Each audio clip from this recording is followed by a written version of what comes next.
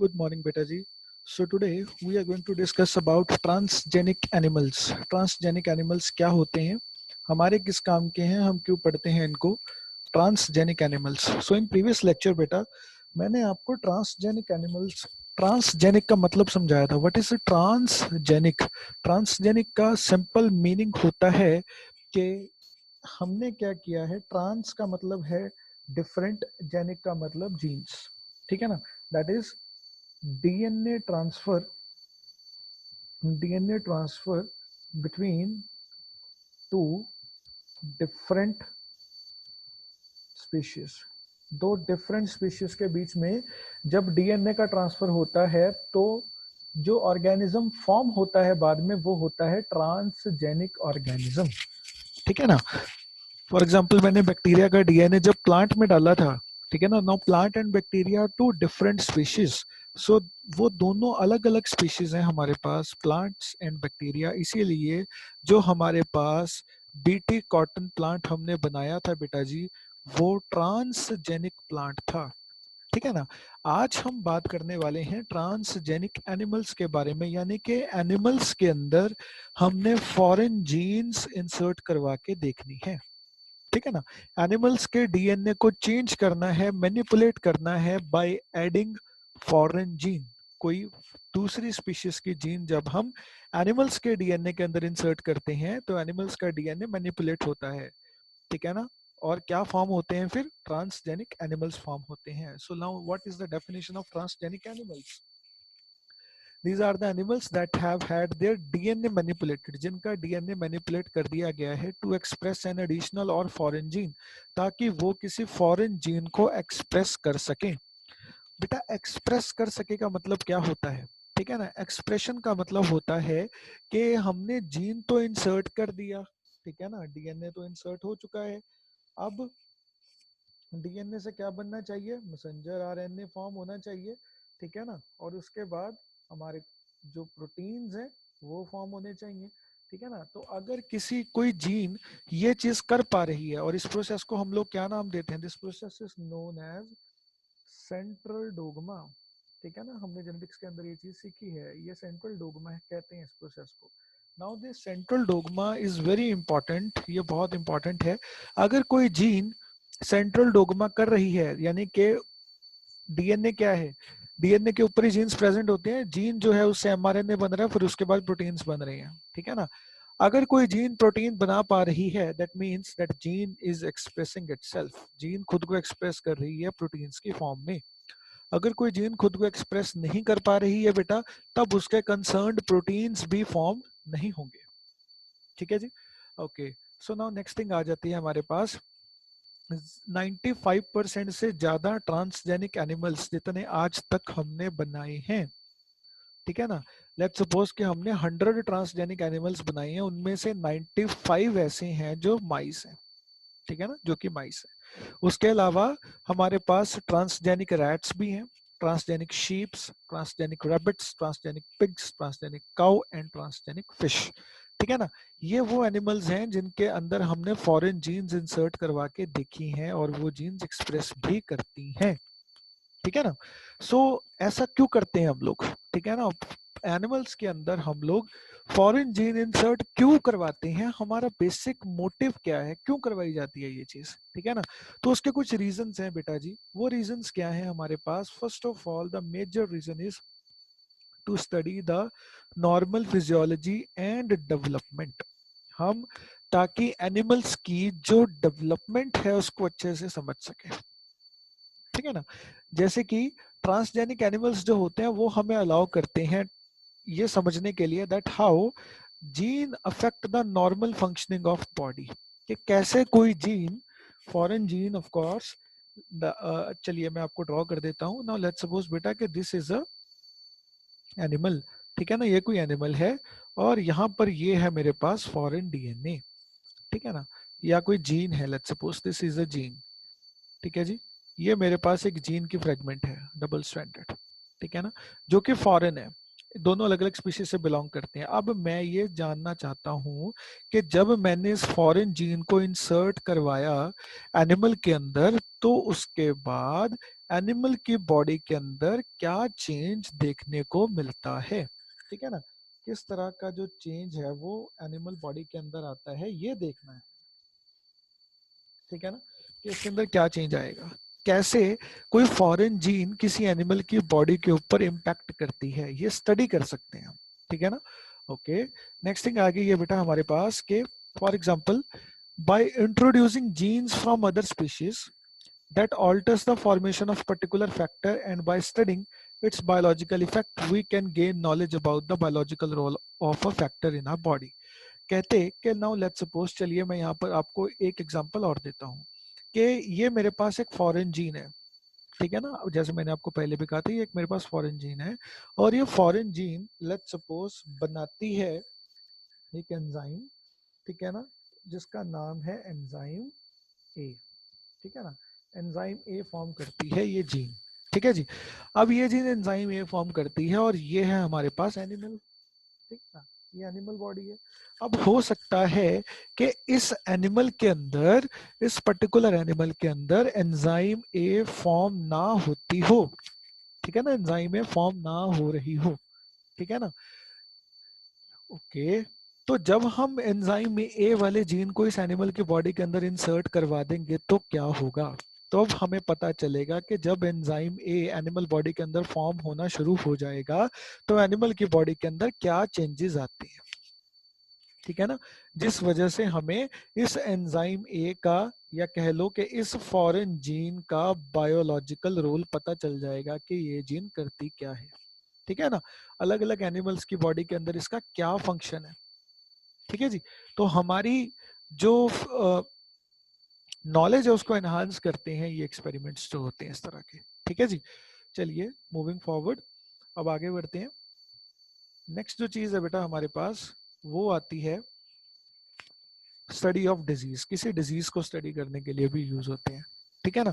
जैसे कि हमारे पास ट्रांसजेनिक एनिमल्स हैं जो कि serve as a model for human diseases, जो ह्यूमन डिजीज के लिए एज अ मॉडल सर्व करते हैं, ठीक है ना। जैसे कि मैं आपको एग्जांपल देता हूँ बेटा, माइस का ही एग्जांपल लेकर चलते हैं। वो एक मैमल है, चूहे जो होते हैं, ठीक है ना, माइस जो लैब रैट्स होते हैं उनको माइस बोलते हैं बेटा हम लोग। तो वो भी एक तरह का मैमल है, ठीक है ना। Now you know what are mammals, ठीक है ना। ह्यूमन बींग्स भी मैमल्स हैं, ठीक है ना। जो माइस का इंटरनल एनाटॉमी है, इंटरनल ऑर्गन्स है माइस के, ठीक है ना, वो ह्यूमंस के इंटरनल एनाटॉमी को मिमिक करते हैं, ठीक है ना। बिल्कुल ह्यूमंस के इंटरनल एनाटॉमी जैसे ही सारे ऑर्गन्स माइस के पास भी प्रेजेंट होते हैं, ठीक है ना। तो नाउ लेट्स सपोज बेटा कि यहाँ पर ये रहा मेरे पास एक माइस, ठीक है जी। चलिए मैं यहाँ पर एक माइस ड्रॉ कर देता हूँ। सो ये मेरे पास एक माइस है बेटा, ठीक है जी, और ये रही इसकी टेल, ठीक है ना। तो पूरे अच्छे से ड्रॉ नहीं करूंगा, तो एक माइस है मेरे पास, ठीक है जी। तो हमने क्या किया, मैंने इसके अंदर एक ऐसा जीन इंसर्ट किया जो कि डिजीज कॉजिंग था, जो कि डिजीज कॉज करता है, ठीक है ना। कोई भी डिजीज एक्स वाई जेड जो भी आपका मन करे वो सोच लो, कोई ऐसा जीन इंसर्ट कर दिया मैंने इसके अंदर जो कि डिजीज कॉज करता है, ठीक है ना, इसके अंदर इंसर्ट कर दिया। तो होगा क्या इसके बाद, इसके बाद भी क्या हो जाएगा कि ये जो माइस है ये किस तरह का बन जाएगा, ये बन जाएगा डिजीज्ड माइस, ठीक है ना, डिजीज माइस। हमें क्या फायदा हुआ ये करके, हमें फायदा ये हुआ कि जब हमने जीन इंसर्ट करवाया डिजीज प्रोड्यूस करने वाला, हमने देखा कि माइस की बॉडी कैसे रिएक्ट करती है, कैसे हमारे पास स्टेप बाय स्टेप कोई डिजीज प्रोड्यूस होता है, ठीक है ना, कैसे कोई डिजीज प्रोड्यूस होता है बॉडी के अंदर, ठीक है ना। अब हम क्या कर सकते हैं, अब हम ये देख सकते हैं कि इस डिजीज माइस को ठीक कैसे करना है, ठीक है ना। इसको ठीक कैसे करना है, अब ठीक करने के लिए हम क्या करेंगे, इसको अलग अलग वैक्सीन्स देकर देखेंगे, ठीक है ना। अलग अलग, या जो डिजीज बेटा जेनेटिक डिजीज हो, ठीक है ना, वो वैक्सीन्स के साथ ठीक नहीं होते हैं, ठीक है ना। जो डिजीज किसी पैथोजन की वजह से हुआ है वो वैक्सीन के साथ ठीक हो जाएगा, जैसे कोरोना वायरस है, किसी, ये एक पैथोजेनिक डिजीज है, सार्व कोविड 2 वायरस का नाम है, जो कि कोविड 19 डिजीज प्रोड्यूस करता है, ठीक है ना। अभी एक पैथोजेनिक डिजीज है, इसके लिए वैक्सीन वैक्सीन जो है वो इसको ठीक कर सकती है, लेकिन जो जेनेटिक डिजीज है, जेनेटिक डिजीजेस है जो, ठीक है ना, यानी कि ऐसे डिजीजेस जो कि कॉज हुए हैं because of abnormality of gene function, ठीक है ना, उस वजह से जो डिजीज कॉज हुए हैं वो किसी कोई वैक्सीन ठीक नहीं कर सकती है, उसका इलाज जीन थेरेपी है जो हम पढ़ चुके हैं पहले, ठीक है ना। ओके, तो हमारे पास डिजीजेस को अच्छे से स्टडी करने के लिए, जैसे कि हमारे पास अल्जाइमर्स डिजीज है, कैंसर है, रियोमाटाइड आर्थराइटिस है, सिस्टिक फाइब्रोसिस है, ये सारे जेनेटिक डिसऑर्डर्स हैं, ठीक है ना। कैंसर किसी पैथोजन की वजह से नहीं होता, अल्जाइमर डिजीज किसी पैथोजन की वजह से नहीं होता, रियोमाटाइड आर्थराइटिस ये किसी पैथोजन की वजह से नहीं होता, ठीक है ना, ये सारे जेनेटिकली कॉज्ड डिजीजेस हैं, ठीक है ना। तो इन डिजीजेस के पैटर्न को स्टडी करना कि किस तरह से स्टेप बाय स्टेप ये जो डिजीज है बॉडी के अंदर फैलता है, तो वो हम एनिमल मॉडल्स के ऊपर स्टडी कर सकते हैं। तो डिजीज की स्टडी यूज करने के लिए हम लोग ट्रांसजेनिक एनिमल्स बनाते हैं और फिर उसके ऊपर स्टडी करते हैं, ठीक है। अब नेक्स्ट चीज आती है बेटा बायोलॉजिकल प्रोडक्ट्स, जैसे कि ह्यूमन बींग्स के अंदर ही मैं आपको एग्जांपल देता हूँ, ह्यूमन बींग्स के अंदर अक्सर इन एडवांस एजेस एंजाइम्स की कमी हो जाया करती है, ठीक है ना। बॉडी के अंदर एंजाइम्स कम बनने शुरू हो जाते हैं, जिस वजह से जो बॉडी है उसका प्रॉपर फंक्शन जो है वो नहीं हो पाता इन एडवांस एजेस, ठीक है ना। नाउ लेट्स सपोज आजकल तो बच्चों में भी ये चीज होने लग गई है, जैसे कि मैं आपको बताता हूँ कि यहाँ पर एक एग्जांपल दे रहा हूँ मैं आपको। एक हमारे पास शुगर है, ठीक है ना, जिसका नाम है लैक्टोज, ठीक है जी, लैक्टोज शुगर है। लैक्टोज शुगर को ब्रेक डाउन करने के लिए जो एंजाइम चाहिए है उसका नाम है बेटा lactase, lactase enzyme. Lactase enzyme lactose sugar को दो पार्ट्स के अंदर ब्रेक करती है, आपने पढ़ा होगा बायोमोलिक्यूल्स के अंदर। एक आता है बेटा हमारे पास गैलेक्टोज, ठीक है जी, और दूसरा आता है हमारे पास ग्लूकोज, ठीक है ना। गैलेक्टोज प्लस ग्लूकोज दो चीजें आती हैं, ठीक है ना, लैक्टेज एंजाइम ये काम करवाती है, ठीक है जी। ओके, तो ये रही लैक्टेज एंजाइम जिसने ये काम करवाना है, लैक्टोज को ब्रेक डाउन करती है दो पार्ट्स में। अब अगर किसी पर्सन की बॉडी के अंदर लैक्टेज एंजाइम फॉर्म नहीं हो रही, ठीक है ना, लैक्टेज एंजाइम फॉर्म नहीं हो रही है, तो क्या करना पड़ेगा, या तो उसको लैक्टेज एंजाइम दे दो, उसकी डाइट में इन्वॉल्व करवा दो, या फिर हम क्या करते हैं, हम अच्छा, लैक्टेज एंजाइम हम कैसे देंगे। लेट्स सपोज कि ये मेरे पास एक पर्सन है, ठीक है ना, ये एक बंदा है जिसकी बॉडी के अंदर लैक्टोज एंजाइम नहीं बनती है, लैक्टेज एंजाइम नहीं बनती है, लैक्टोज इंटॉलरेंट है, ठीक है ना, ये लैक्टोज को डाइजेस्ट नहीं कर सकता। So this person is lactose intolerant, यानी कि जो लैक्टोज को टॉलरेट नहीं कर सकता, लैक्टोज को डाइजेस्ट नहीं कर सकता, ठीक है ना। तो ऐसे पर्सन को ठीक करने के लिए क्या करना पड़ेगा, ऐसा पर्सन जो कि लैक्टोज इंटॉलरेंट है उसको दूध हजम ही नहीं होगा, क्योंकि मिल्क के अंदर कौन सी शुगर होती है, लैक्टोज, ठीक है ना। तो इसको मिल्क हजम नहीं होगा, जिस वजह से इसकी बॉडी के अंदर वीकनेस भी आनी स्टार्ट होगी। तो अब क्या कर सकते हैं, अब हम आर्टिफिशियली आर्टिफिशियली इस पर्सन की बॉडी के अंदर क्या इंजेक्ट कर सकते हैं, इस पर्सन को हम लोग प्रोवाइड कर सकते हैं एंजाइम लैक्टेज, ठीक है ना। अगर हम आर्टिफिशियली इसको लैक्टेज एंजाइम दे दें तो ये पर्सन ठीक हो जाएगा, ठीक है ना। लेकिन प्रॉब्लम यहाँ आती है बेटा कि ये लैक्टेज एंजाइम हम बनाएं कैसे, कैसे बनाएंगे लैक्टेज एंजाइम, तो बड़ा सिंपल है। अगेन क्या करना पड़ेगा, किसी हेल्दी इंडिविजुअल का डीएनए लेना पड़ेगा, डीएनए के ऊपर वो जीन सेलेक्ट करनी पड़ेगी जो लैक्टेज एंजाइम बनाती है, उस जीन को या तो किसी बैक्टीरिया के अंदर इंसर्ट करवा दो और लैक्टेज बनवा लो, या फिर किसी एनिमल के अंदर इंसर्ट करवा दो, ठीक है ना। जैसे कि मैं आपको एक बात बताता हूँ, यहाँ पर क्या है, हमारे पास एक ट्रांसजेनिक काउ है रोजी, ठीक है ना। रोजी was the first transgenic cow, ठीक है ना, जो कि 1997 में बनाई गई थी, ठीक है ना। इसके रोजी के अंदर क्या किया गया था, एक ऐसी जीन इंसर्ट करवाई हमने रोजी के अंदर कि वो अब अपने मिल्क के अंदर अल्फा लेक्ट एल्बुमिन जो कि एक तरह का प्रोटीन होता है उसका कंटेंट ज्यादा हो गया। हमने क्या करवाया, अल्फा लेक्ट एल्बुमिन बनाने वाली जीन्स इंसर्ट करवा दी रोजी के अंदर जो कि काउ है, ठीक है ना। जिस वजह से अब वो जो मिल्क प्रोड्यूस कर रही थी उस मिल्क के अंदर अल्फा लैक्ट एल्बुमिन की कॉन्सेंट्रेशन ज्यादा थी। अल्फा लैक्ट एल्बुमिन डाइजेस्ट करना इजी होता है, इसीलिए ह्यूमन बेबीज के लिए ये बहुत ही ज्यादा बढ़िया चीज थी। इसकी न्यूट्रिशनल वैल्यू भी हाई होती है as compare to normal cow milk. ठीक है ना। तो यहाँ पर हमें बेनिफिट हो गया ना, किसी एनिमल के अंदर हमने क्या किया, कि जीन इंसर्ट करवाई, फिर उसके मिल्क में वो चीज आ गई। ठीक है ना। अब वो मिल्क को पियेंगे तो हमें क्या मिलता रहेगा, प्रोटीन भी मिलता रहेगा। ठीक है जी। इसी तरह से ह्यूमंस के अंदर अल्फा 1 एंटीट्रिप्सिन एक एंजाइम है जिसकी कमी होने की वजह से एक डिजीज प्रोड्यूस हो जाता है जिसका नाम है एम्फीसाइमा। ठीक है ना। एम्फीसीमा नाम है, नॉट साइमा, सीमा, एम्फीसीमा। ठीक है ना। एम्फीसीमा डिजीज है जो कि प्रोड्यूस होता है किसकी कमी से, अल्फा 1 एंटीट्रिप्सिन की कमी से। अब बेटा अगर मैं किसी ह्यूमन को अल्फा 1 एंटीट्रिप्सिन प्रोवाइड कर दूं तो क्या उसको एम्फीसीमा डिजीज होगा? फिर नहीं होगा। ठीक है ना, क्योंकि अगर अल्फा 1 एंटीट्रिप्सिन होगी तो फिर एम्फीसीमा नहीं होता है, इसकी डेफिशिएंसी की वजह से होता है। ठीक है ना। तो अब अल्फा 1 एंटीट्रिप्सिन सिंथेसाइज कर लो artificially by using biotechnological techniques to treat the disease emphysema. ठीक है ना। तो हम लोग biological products like enzymes, like proteins, like hormones ये बना सकते हैं बाय यूजिंग ट्रांसजेनिक एनिमल्स। ठीक है ना। हाँ, बैक्टीरिया के साथ भी बना सकते हैं, ठीक है ना, एनिमल के साथ भी बना सकते हैं। तो ऐसा नहीं है कि लिमिटेशन है, ठीक है ना, कि इस बैक्टीरिया के साथ ही बनाना है, हम प्लांट्स के साथ भी बना सकते हैं। ठीक है ना। ओके। तो अब नेक्स्ट चीज आती है वैक्सीन सेफ्टी। अब आपने पक्का सुनी होगी ये बात, आजकल न्यूज चैनल्स वाले बहुत बोलते हैं कि हाँ जी हमारी कोरोना वायरस की वैक्सीन की टेस्टिंग चल रही है। ठीक है ना। टेस्टिंग चल रही है, अभी वैक्सीन आई नहीं है, लेकिन वो चीज क्या है एक्चुअली, क्या टेस्टिंग कर रहे हैं वो लोग? बेटा कोई वैक्सीन, कोई दवाई बनाने से पहले, बनाने के बाद सॉरी, कोई दवाई बना ली गई है उसको सीधा सीधा ह्यूमंस के अंदर इंजेक्ट नहीं किया जाता, पहले उसको एनिमल्स के ऊपर इंजेक्ट करके देखा जाता है कि इसके क्या रिजल्ट्स आते हैं। ठीक है ना।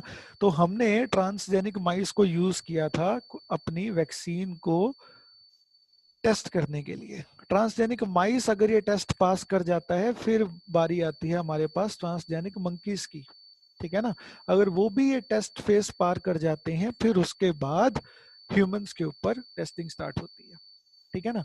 तो क्या है बेसिकली, क्योंकि एनिमल्स जो हैं, हम ह्यूमंस कह लो कि इतने बुरे हो गए हैं आज की डेट में, हम अपनी जान से कम समझते हैं एनिमल्स की जान को, इसलिए तो उनके ऊपर पहले यूज करके देखते हैं कि अगर इसकी डेथ भी होगी तो कोई बात नहीं। ठीक है ना। तो पहले एनिमल्स के ऊपर टेस्टिंग होती है, और किस तरह के एनिमल्स के ऊपर टेस्टिंग होती है? ट्रांसजेनिक माइस के ऊपर टेस्टिंग होती है, ट्रांसजेनिक मंकीज के ऊपर टेस्टिंग होती है। ठीक है ना। तो जब पोलियो वैक्सीन आई थी तो उसकी सारी की सारी टेस्टिंग माइस के ऊपर हुई थी। ठीक है ना। आप भी अगर कोरोना वैक्सीन भी आती है तो उसकी टेस्टिंग भी पहले माइस के ऊपर हो चुकी होगी, फिर मंकीज के ऊपर हो चुकी होगी, फिर सम ग्रुप ऑफ ह्यूमंस के ऊपर हुई होगी। ठीक है ना। अगर वो सारे टेस्ट पास करते हैं देन फिर वो नॉर्मल पब्लिक के लिए ओपन होती है। ठीक है ना। अब नेक्स्ट चीज आती है बेटा हमारे पास केमिकल सेफ्टी टेस्टिंग। कोई केमिकल हमने बनाया है वो सेफ है कि नहीं है। ठीक है ना। तो अब आप इसको वैक्सीन के साथ ही मर्ज कर सकते हो इस पॉइंट को भी आप, कि कोई केमिकल हमने डिजाइन किया है तो चेक करना है कि वो केमिकल जो है वो टॉक्सिक तो नहीं होगा ह्यूमंस के लिए। ठीक है ना। तो टॉक्सिसिटी चेक करने के लिए हम क्या करते हैं, केमिकल सेफ्टी टेस्टिंग करते हैं। ठीक है ना। फॉर एग्जाम्पल हमारे पास कोई टॉक्सिक सब्सटेंस है तो हम उसको पहले इन ट्रांसजेनिक माइस के ऊपर क्या करेंगे, इंजेक्ट करेंगे, फिर देखेंगे कि इनकी बॉडी के ऊपर किस तरह का इम्पैक्ट आता है, कितनी देर में डेथ होती है, कितनी देर में ये सर्वाइव करते हैं नहीं करते हैं, अगर सर्वाइव करते हैं तो ट्रांसजेनिक माइस की बॉडी में क्या था कि वो सर्वाइव कर गए। ठीक है ना। तो ये सारी चीजें आ जाती हैं केमिकल सेफ्टी टेस्टिंग के अंदर। बेटा ये सारे पॉइंट्स इसलिए इंपॉर्टेंट हैं बिकॉज हमें पता होना चाहिए कि अगर हम ट्रांसजेनिक माइस बना रहे हैं तो उसके एप्लीकेशंस क्या हैं। हमारे सिलेबस में ये नहीं है कि आप ट्रांसजेनिक और ट्रांसजेनिक एनिमल्स जो हैं उनको बनाओ, नहीं, बनाना नहीं है हमारे सिलेबस में। हाँ, ट्रांसजेनिक प्लांट्स कैसे बनते हैं वो है हमारे सिलेबस में, इसीलिए मैंने बीटी कॉटन डिटेल में कराया था, लेकिन ट्रांसजेनिक एनिमल्स की सिर्फ एप्लीकेशंस हैं कि कहाँ कहाँ ट्रांसजेनिक एनिमल्स यूज हो रहे हैं। तो ये एक थ्योरेटिकल टॉपिक था इसलिए मैंने आज इस तरह से क्लास ली है, बोर्ड पे क्लास नहीं ली है आपकी। ओके, मूविंग फॉरवर्ड, आगे बढ़ते हैं बेटा। अब आते हैं हमारे पास एथिकल इश्यूज। ठीक है ना। एथिकल होता है, एथिकल्स, एथिक्स क्या होते हैं बेसिकली? एथिक्स होते हैं बेटा हमारे जो आप कह सकते हो कि मैनर्स हैं, एटिकेट्स हैं, ठीक है ना, या कह लो कि हमारे जो रीति रिवाज हैं, जो परंपराएं हैं, वो हमारे एथिक्स हैं, ठीक है ना। तो एथिकल इश्यूज यानी कि पारंपरिक इश्यूज कौन से होते हैं? इश्यूज ये होते हैं कि हमारे रिलीजन्स के अंदर एनिमल्स की बहुत ही इंपॉर्टेंट प्लेस है, ठीक है ना। काऊ की है, बफलो की है, हमारे माउस की बड़ी इंपॉर्टेंट प्लेस है, ठीक है ना। हमारे जो मोर हैं, पीकॉक्स हैं, उनकी बड़ी इंपॉर्टेंट प्लेस है हमारे रिलीजन्स के अंदर। तो हम, या अगर मैं सिर्फ इंडियंस की बात ना करूं, मैं वर्ल्ड वाइड लोगों की बात करूं, तो ऐसा नहीं है कि human, all humans are cruel to animals, ऐसा नहीं है। कुछ ह्यूमंस ऐसे हैं जो ये चाहते हैं कि नहीं, एनिमल्स के साथ ऐसा नहीं होना चाहिए, ठीक है ना। एनिमल्स के साथ आप धक्का नहीं कर सकते। एनिमल्स की बॉडी में फॉरेन जीन डाल के उसको टेस्ट करना, ये ह्यूमन नेचर नहीं दर्शाता। आप अपने बेनिफिट के लिए एनिमल्स का इस्तेमाल करो और उनको मारो, ये सही नहीं है, ठीक है ना। तो ये आता है सारी चीजें एथिकल इश्यूज के अंदर। कि क्या एथिकल इश्यूज होते हैं? एथिकल इश्यूज ये हैं कि अगर हमने किसी एनिमल के अंदर कोई जीन इंसर्ट कर दी, ठीक है ना, तो अब वो चीज इकोसिस्टम को भी इम्पैक्ट करती है, ठीक है ना, इकोसिस्टम को भी इम्पैक्ट करती है। ओके, जैसे कि हमारे पास अब एक एग्जांपल लेकर चलते हैं हम लोग कि एनिमल 1 है, एनिमल 2 है एंड एनिमल 3 है, ठीक है ना। ये एक फूड चेन में है, animal 1, animal 2, animal 3। Okay, let me draw it, ठीक है ना। तो we have animal 1, okay, so here it goes, animal 1, animal 2 and animal 3। तो ये तीन है, ठीक है ना। ओके, सो आपको पता है फूड चेन का हिसाब क्या होता है बेटा जी, ठीक है ना, कि जो एनिमल 1 है उससे एनर्जी एनिमल 2 में जाएगी, एनिमल 2 से एनर्जी एनिमल 3 में जाएगी, ठीक है ना। एनिमल 1 के ऊपर कौन फीड करेगा? एनिमल 1 के ऊपर फीड करता है एनिमल 2, ठीक है ना। एनिमल 2 के ऊपर कौन फीड करता है? एनिमल 3। ओके, तो वही बात है बेटा, बेसिकली प्रोड्यूसर्स प्लांट हो गई, फिर उसके बाद हर्बीवोर, फिर कार्निवोर, ठीक है ना। वही बचपन वाली 10th वाली कहानी है, सेम। ओके, तो अब होगा क्या? अब लेट्स सपोज कि मैंने इस एनिमल 2 के अंदर जो है, एनिमल 2 के अंदर जो है मैंने जीन इंसर्ट कर दी कोई फॉरेन, ठीक है ना। मैंने इसके अंदर क्या कर दिया है कि कोई फॉरेन जीन इंसर्ट करवा दी है। ओके, फॉरेन जीन जो है वो इंसर्ट हो गई है। अब इस फॉरेन जीन ने क्या किया? इस एनिमल 2 को, इस एनिमल 2 को ये एबिलिटी प्रोवाइड कर दी कि एनिमल 3 से बच सकता है, ठीक है ना। एनिमल 3 से बच सकता है, ठीक है ना। तो एनिमल 3 का क्या होगा? फिर एनिमल 3 की पॉपुलेशन जो है वो क्या हो जाएगी? डाउन हो जाएगी, ठीक है ना। एनिमल 3 की पॉपुलेशन फिर क्या हो जाएगी? डाउन चली जाएगी, क्योंकि उनको खाने के लिए खाना ही नहीं मिलेगा, दिक्कत हो जाएगी, ठीक है ना। और यहाँ पर हमारे पास अब जब एनिमल 2 की पॉपुलेशन फिर क्या हो जाएगी, क्योंकि उनको खाने वाला कोई नहीं है, तो उनकी पॉपुलेशन बढ़ जाएगी, पॉपुलेशन इंक्रीज हो जाएगी, ठीक है ना। एनिमल 2 की पॉपुलेशन इंक्रीज हो जाएगी, तो एनिमल 1 के ऊपर ये फीड करते हैं, इसकी पॉपुलेशन कम हो जाएगी, ठीक है ना। बिगड़ गया पूरे का पूरा इकोसिस्टम, ठीक है ना। पूरा फूड चेन बिगाड़ के रख दिया एक फॉरेन जीन ने, ठीक है ना। तो ये है हमारे पास इकोसिस्टम के ऊपर जो हार्मफुल इम्पैक्ट्स हैं जेनेटिक इंजीनियरिंग के, ठीक है ना। इंडिया के अंदर क्या हुआ है? इंडिया के अंदर GEAC बनी है, which is genetic engineering approval committee, ठीक है ना। ये किस तरह की ऑर्गेनाइजेशन है बेटा? जो जेनेटिकली मॉडिफाइड ऑर्गेनिजम्स को कंट्रोल करती है, ठीक है ना। ये कंट्रोल करती है कि कौन से एनिमल्स के साथ या कौन से प्लांट्स के साथ आप काम कर रहे हो, ठीक है ना। उसका कोई नुकसान तो नहीं हो रहा है इकोसिस्टम को? अगर हो रहा है तो वो एक्सपेरिमेंट रोकने चाहिए, अगर नहीं हो रहा है तो एक्सपेरिमेंट कंटिन्यू करो, कोई बात नहीं है, ठीक है ना। तो अब एथिकल इश्यूज को ओवरसी करने के लिए कौन है? GEAC है इंडिया के अंदर, ठीक है ना, जो कि जेनेटिकली मॉडिफाइड ऑर्गेनिजम्स को देखती है, ठीक है जी। अब बेटा नेक्स्ट चीज आती है हमारे पास, नेक्स्ट चीज आती है बेटा हमारे पास, which is patent and rights. Patent and rights ये क्या होता है, ठीक है ना। अब इस चीज को समझना बड़ा इंपॉर्टेंट है बेटा। मैं आपको एक चीज समझाता हूँ, बड़ी इजी है, यहाँ पे स्पेस है हमारे पास, यहाँ पर समझते हैं। अच्छा, नाउ लेट्स सपोज कि मैं बात करता हूँ हमारे पास एक साइंटिस्ट की, ठीक है ना, एक साइंटिस्ट की बात करता हूँ मैं यहाँ पे। तो ये साइंटिस्ट ने क्या किया, साइंटिस्ट ने एक डिस्कवरी की, ठीक है ना, डिस्कवरी कर ली साइंटिस्ट ने। ओके, तो हम इसकी डिस्कवरी जो है वो भी लिख देते हैं कि ये इसकी डिस्कवरी है, इसने एक डिस्कवरी की, ठीक है ना। अब इस डिस्कवरी को बेचकर, इस डिस्कवरी को बेचकर वो पैसे कमा सकता है। ये जो साइंटिस्ट है इसने कोई ना कोई नई चीज डिस्कवर कर ली, ठीक है ना। फिर ये साइंटिस्ट गया किसके पास, ये साइंटिस्ट गया एक कंपनी के पास, मल्टीनेशनल कंपनी के पास। चलो डिस्कवरी भी समझाता हूँ क्या की। डिस्कवरी की है इसने, इसने बनाया है एक न्यू सॉफ्टवेयर, ठीक है ना, एक नया सॉफ्टवेयर बनाया, ठीक है ना।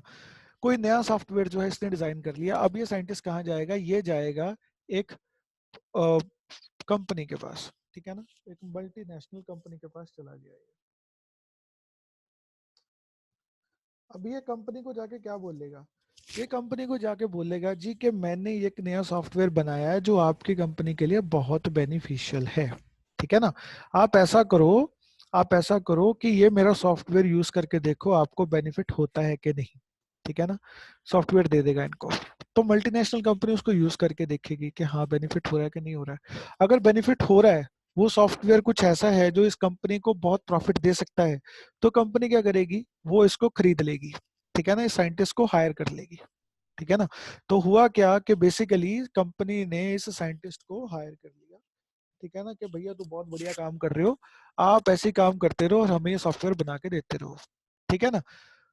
अब क्या हो गया, अब इस मल्टीनेशनल कंपनी को बहुत बेनिफिट हो रहा है, ठीक है। नाउ लेट्स सपोज कि ये जो मल्टीनेशनल कंपनी है ये क्या बनाती है, ये बनाती है गेम्स, ठीक है ना, ये गेम्स बनाती है कंपनी।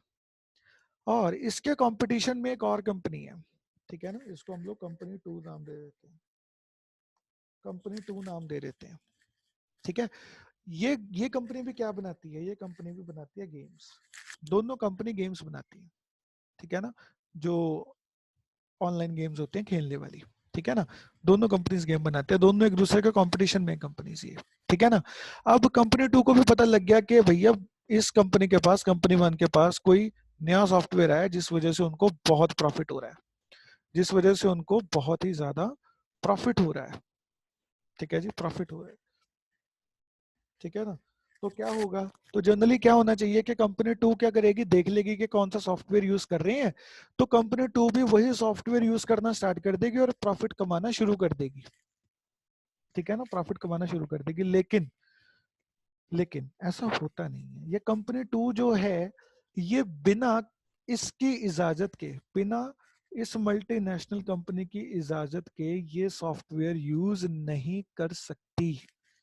आप पूछो कैसे, क्यों नहीं कर सकती, क्योंकि, अब ध्यान से सुनना, क्योंकि इस मल्टीनेशनल कंपनी ने इस न्यू सॉफ्टवेयर का पेटेंट राइट्स जो हैं वो ले लिए थे, ठीक है ना, इसके पेटेंट राइट्स जो हैं वो ले लिए थे, ठीक है ना। पेटेंट राइट्स जब ले लिए हैं इसका मतलब ये है कि ये मल्टीनेशनल कंपनी से बिलोंग करता है, ये जो सॉफ्टवेयर बना है बिना मल्टीनेशनल कंपनी की इजाजत के, बिना मल्टीनेशनल कंपनी की इजाजत के कोई दूसरी कंपनी सॉफ्टवेयर का यूज नहीं कर सकती, ठीक है ना। तो पेटेंट राइट्स क्या होते हैं, patent rights are exclusive rights, ऐसे राइट्स जो जो कंपनीज खरीदती है अपने सॉफ्टवेयर्स के लिए, अपने डिजाइन्स के लिए, अपनी वर्किंग के लिए, अपनी मशीन्स के लिए, ताकि कोई दूसरी कंपनी उन चीजों का इस्तेमाल ना कर सके, ठीक है ना। अब आप देखना, आपके पास बड़ा सिंपल सा एग्जांपल है बेटा, जैसे हमारे पास एप्पल का आईफोन आता है, ठीक है ना, और सैमसंग है दूसरी तरफ हमारे पास एंड्रॉयड, ठीक है ना। कभी भी ऐसा नहीं होगा कि जो सैमसंग है, ठीक है ना, वो बिल्कुल एप्पल वाली शेप में मोबाइल निकाल दे, ठीक है ना। हाँ बहुत चाइनीज कंपनीज ऐसा कर देती हैं, ठीक है ना, लेकिन वो इलीगल है, वो इलीगल है, ठीक है ना। जो बिल्कुल ही कॉपी मिल जाती है हमको वो इलीगल है, वो मार्केट में बैन है, वो अगर कोई करता है तो उसके ऊपर जुर्माना है, ठीक है ना, लेकिन फिर भी होता है वो अलग बात है। लेकिन ऐसा कभी भी नहीं होगा कि सैमसंग जो है वो बिल्कुल एप्पल वाले डिजाइन में पीछे एप्पल बना के प्रॉपरली अच्छे से बिल्कुल उसकी कॉपी बना के बेचना स्टार्ट कर दे, ऐसा नहीं होगा, क्यों नहीं होगा? क्योंकि एप्पल ने अपने डिजाइन के पेटेंट राइट्स खरीदे हुए हैं, अपने सॉफ्टवेयर्स के पेटेंट राइट्स खरीदे हुए हैं। कोई और कंपनी एप्पल की इजाजत के बिना उनके डिजाइन यूज नहीं कर सकती, ठीक है ना। तो ये होते हैं पेटेंट राइट्स। और ये चीज बायो में भी होती है। बायो में अब आप कहोगे कि ये सारी चीजें क्यों करा रहे हो, क्योंकि बायो के अंदर होता है बायो पेटेंट्स। बायो पेटेंट्स होते हैं डीएनए के, जीन्स के, ठीक है ना। जैसे कि मैं आपको एग्जांपल देता हूं, अब ये सारा मैं रेस कर रहा हूं, ओके। अब आते हैं बायो पेटेंट्स क्या होते हैं, बायो राइट्स क्या होते हैं, ठीक है ना। अब बेटा जैसे एक हमारे पास रिसेंट एग्जांपल है basmati rice. Basmati rice India के अंदर, पंजाब के अंदर स्पेशली, आज से कई 100 साल पहले उगाई जाती थी, ठीक है ना। कई सेंचुरीज हो, कई सेंचुरी से इंडिया के अंदर ये फसल होती है। लेकिन क्या हुआ कि एक अमेरिकन कंपनी ने 1997 के अंदर क्या किया, बासमती राइस के पेटेंट राइट्स खरीद लिए, ठीक है ना। बासमती के जो जीन्स हैं, जो उसका जिनोम है, उसके पेटेंट राइट्स खरीद लिए पूरे, ठीक है ना। अब यूएस पेटेंट के अंदर उन्होंने फाइल डाल दी कि बासमती राइस जो है वो हमारी है, ठीक है ना। लेकिन बासमती राइस ओरिजिनेट कहाँ हुई है? इंडिया के अंदर हुई है, ठीक है ना। अब जब जिसको पेटेंट दे दिया, US patent and trademark office ने उनको, उस कंपनी को पेटेंट भी दे दिया, ठीक है कि आपकी है, ठीक है ना। अब बिना उस कंपनी की इजाजत के कोई बासमती राइस की नई वेराइटीज नहीं बना सकता था, ठीक है ना। ऑन द अदर हैंड, कोई बिना उस कंपनी के परमिशन के बासमती राइस को बेच भी नहीं सकता था, उगा भी नहीं सकता था। अब इंडिया को पड़ गई मुसीबत इस चीज में कि भैया हमारे राइस अब हम किसी और से परमिशन लेंगे उगाने के लिए, ठीक है ना। तो यहाँ पर ये था बायो पेटेंट। फिर ये केस चला, इंडिया जीत गई थी ये केस कि बासमती राइस इंडिया में सेंचुरी से उगाया जाता है, ठीक है ना। तो इस वजह से इंडिया ने केस जीत लिया था। अब पेटेंट जो है बासमती राइस का वो इंडिया के पास है। अगर किसी ने बासमती की नई वैरायटी बनानी है तो इंडियन गवर्नमेंट से परमिशन लेनी पड़ेगी। अगर किसी ने बासमती राइस को सेल करना है तो इंडियन गवर्नमेंट से परमिशन लेनी पड़ेगी, ठीक है ना। ओके, तो अब हमारे पास जो है नेक्स्ट चीज, इसी वजह से जो सारी कंट्रीज हैं वो अपने प्लांट्स के ऊपर, अपने एनिमल्स के ऊपर बहुत अच्छी नजर रखते हैं। जैसे कि आपका सबका फेवरेट होगा बेटा मोस्टली, आजकल बड़ा चलता है पांडा, ठीक है ना। वो ब्लैक एंड व्हाइट कलर का जो होता है, बियर्ड लाइक स्ट्रक्चर, पांडा, ठीक है ना। तो वो पांडा जितने भी हैं दुनिया में, ठीक है ना, वो उन सबका पेटेंट किसके पास है? उन सबका पेटेंट चाइना के पास है। बिकॉज पांडा ओरिजिनेट कहाँ हुआ था? चाइना के अंदर हुआ था। It is a Chinese animal जो पांडा है, ठीक है ना। अगर पूरी दुनिया में अगर किसी देश, कोई देश ये चाहता है कि मैं पांडास लेके आना चाहता हूँ अपनी कंट्री के अंदर, तो उसको पहले चाइना से परमिशन लेनी पड़ेगी, फिर पांडास उसके कंट्री में आ सकते हैं। पांडास को परमिशन नहीं चाहिए, वो तो एनिमल्स है, उनको तो क्या करनी है परमिशन। लेकिन अगर कोई ये चाहता है कि मैंने अपने जू में पांडास रखने हैं, ठीक है ना, तो उसको पहले वहां से परमिशन चाहिए। चलिए जी, अब नेक्स्ट चीज करते हैं। अब हमारे पास आती है बायोपायरेसी। बायोपायरेसी क्या होती है? पायरेसी का मतलब होता है नकल करना, बायो का मतलब है किसी बायोलॉजिकल सोर्स की। अच्छा, यहाँ पर बायोपायरेसी का मतलब है कि कोई बायोलॉजिकल रिसोर्सेस, जैसे कि वाटर हो गया, लैंड हो गया, एयर हो गई, जो रॉ मटेरियल हो गया, किसी भी बायो रिसोर्स का इस्तेमाल जब कोई मल्टीनेशनल कंपनीज करती हैं बिना प्रॉपर इजाजत लिए, या फिर जिस जगह, अब लेट्स सपोज जैसे पंजाब है, पंजाब का सबसे बड़ा जो प्रॉब्लम है आज की डेट में चल रहे हैं एग्रीकल्चर ऑर्डिनेंसेस, ठीक है ना। लेकिन पंजाब की जो वाटर है, ठीक है ना, Punjab means the land of 5 reverse, ठीक है ना। पंजाब के पास इतना पानी है, ठीक है ना, पूरा बायो रिसोर्स है वो एक तरह का, इतना पानी है पंजाब के पास। लेकिन पंजाब वो सारा पानी किसको दे रहा है? पंजाब से वो पानी जाता है हरियाणा के अंदर भी, हरियाणा के अंदर भी जा रहा है पानी, ठीक है ना। और पंजाब से वो पानी दिल्ली में भी जा रहा है, ठीक है ना। अब अब होना क्या चाहिए? कायदे से क्या होना चाहिए? कायदे से होना ये चाहिए कि जो हरियाणा है एंड जो दिल्ली है, ठीक है ना, इन दोनों को, पंजाब को कंपनसेशन देना चाहिए कि हम आपका पानी यूज कर रहे हैं, ठीक है ना।